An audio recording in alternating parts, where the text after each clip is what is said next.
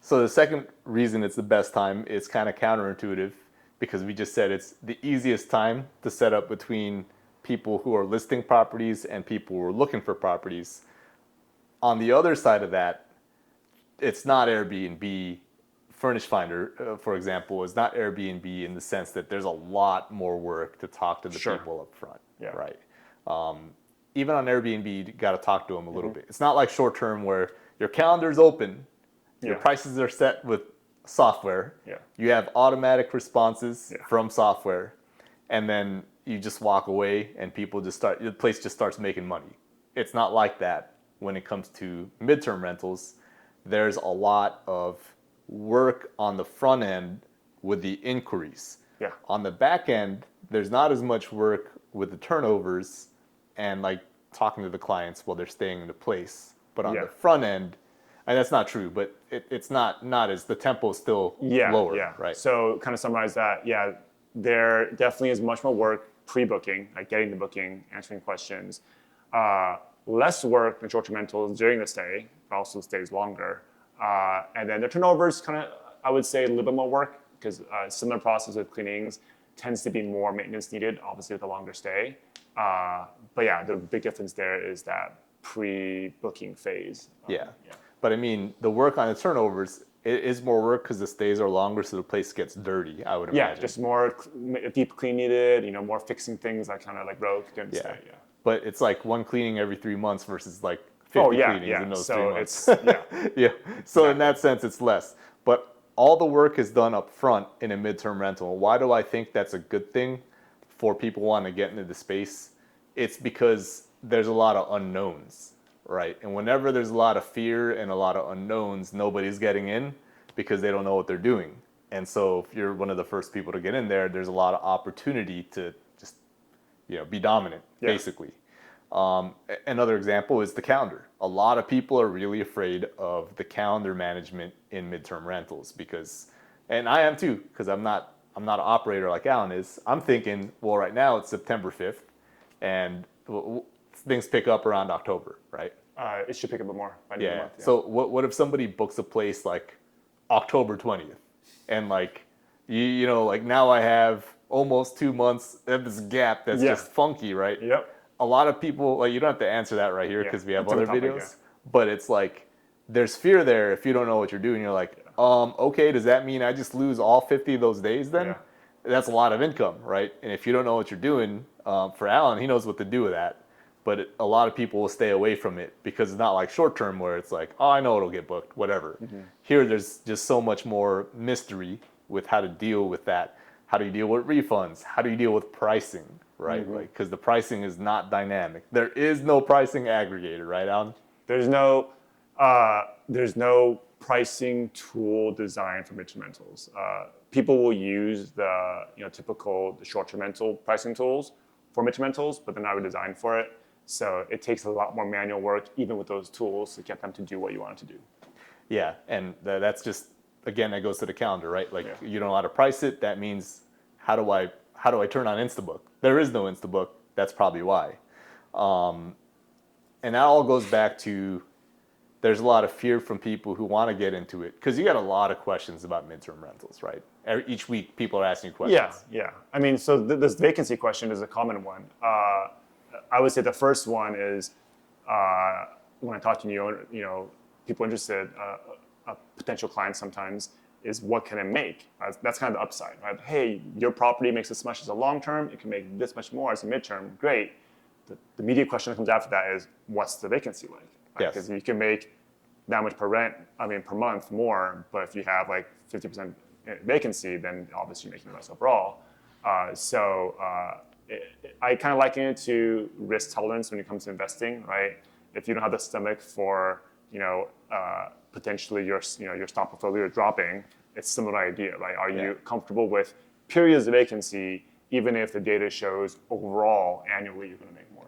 And that all comes back to like fear of the unknown, right? Imagine Airbnb when it first came out. It's like, what? I'm going to have some stranger live on my couch or in my bedroom? They're going to kill me. My parents told me not to trust strangers, right? Like, so this is that version of it for midterm rentals. Because it's so new. Yeah. Right. Like it's no longer a mystery to let someone stay in your house. Like Yeah, that's it's been been established. destroyed. Yeah, Yeah. yeah.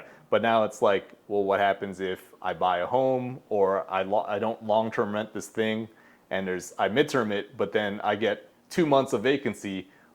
Am I gonna be bankrupt? There's Yeah. all these irrational Sure. thoughts, right? Yeah. And so because that's there, not a lot of people get in. And again, when there's fear, there's also opportunity if you know what you're doing and you go in there and take advantage of it. Yeah.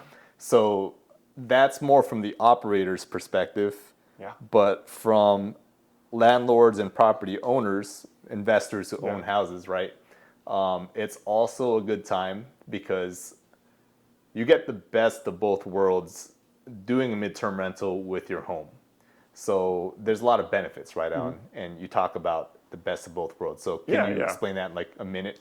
Like Yeah. what So that is? this is like benefits for the owner, right? Yes. There is so usually we're kind of thinking about there's with a given property overall there's three things you do with it: long-term rental, mid-term rental, and short-term renting it. So some of these benefits apply for short-term rentals as well, but I could think through different owners that we work with and what value they find setting up their home as mid-term rental. So number one, obviously, more income, and that's kind of the first thing people think about, kind of easy one to move past. There's a lot of benefits when it comes to, so we have a handful of owners who the property we're managing for them, it was their former primary residence. They moved somewhere for work usually, but they still have family and friends in the area, so they know they want to come back regularly, maybe once or twice a year for the holidays, and it's great that they could come back and use their own home and their own furniture that they probably left there, right, and stay there versus stay, in another Airbnb or hotel. So that's a benefit. I've heard of owners, even though as a short-term rental you can make more. I've heard of owners who prefer a mid-term rental because of the fears of the wear and tear and short-term rental guests not taking care of the place as well as mid-term rental, right? So that's kind of another value there. But again, like Mark mentioned, there's this kind of like happy medium where you can make more money as a mid rental opposed to the long term, but avoid a lot of the problems that come with the short term. That's a kind of a great value for landlords and owners. Yeah, and my version of that, based on our conversations, so you get my perspective too, is if you midterm rent a place, you could actually have all that and still make a lot more money. Yep. And between us, we know that short-term rentals rather, you still don't walk away with a lot of maintenance headaches most times. Yeah. Like because you're always looking at the property. Exactly. Yeah. I mean, that's just ubiquitous across both types of methods. It's like today we're in this unit and the blinds on this patio fell off, and we're like, well, we're glad that we found that, so like we can fix it instead of the property owner or the next guest, right? Like it's better we find it than they find it. And so if you're the property owner, you'd be pissed off if you found something like that. You're like, hey, these people aren't taking care of my thing, but if we can find that first and fix it, along with maybe a leak in the wall that's going to turn into like a $5,000 fix in the future, then that's a good thing, right? And that's also what we provide in the midterm. So it's like 10 months out of the year, it'll be booked. Those other 2, you can probably just stay if you want to stay. Sure. Yeah. You'd still walk away with more money, thousands of dollars more, not just a little bit, but a lot. And there's one more thing besides the maintenance that I failed to mention earlier, is the fact that there is no smart pricing is actually a benefit, because in your strategy, you price it higher. And you're saying 50% to 100% over market rent. Well, that's a 50% difference, right? Big range. And so if you don't know what you're doing, or if somebody doesn't know what they're doing and they're trying to do midterm rentals, they might try to price it low, which, now you're in real bad shape if you do that because of the vacancies, right?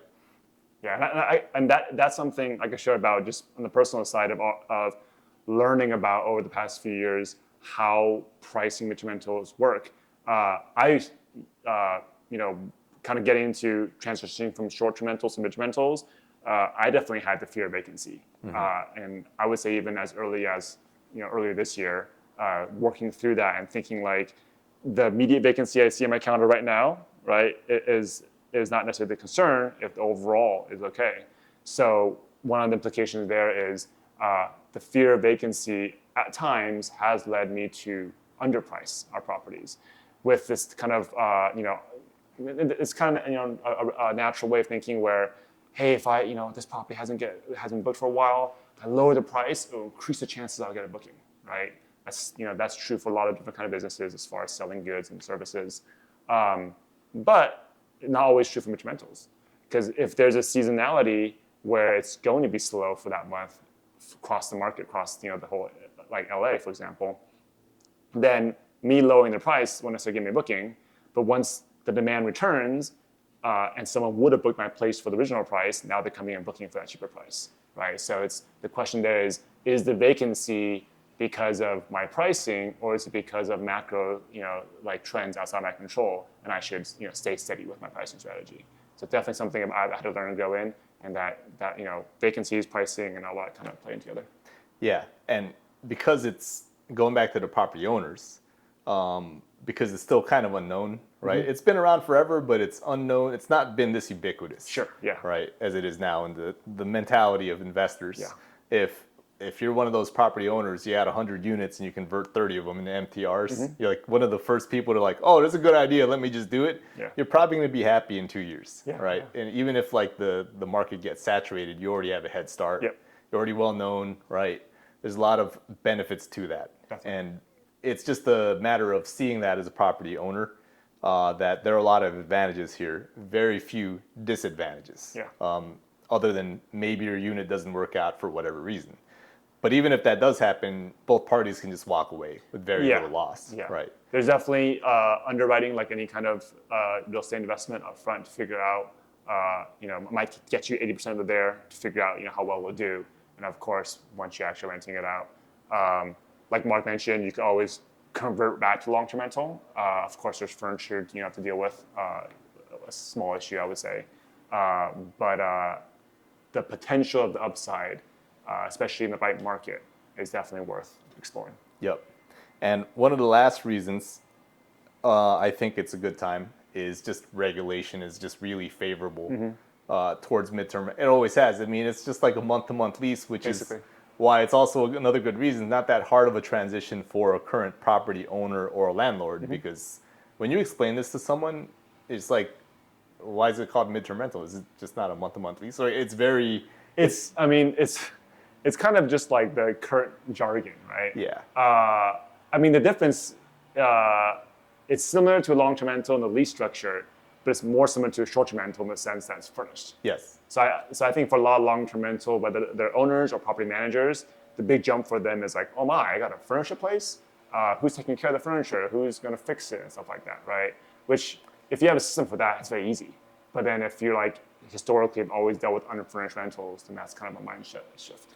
Yeah, and that's an advantage in my mind because regulations are very favorable.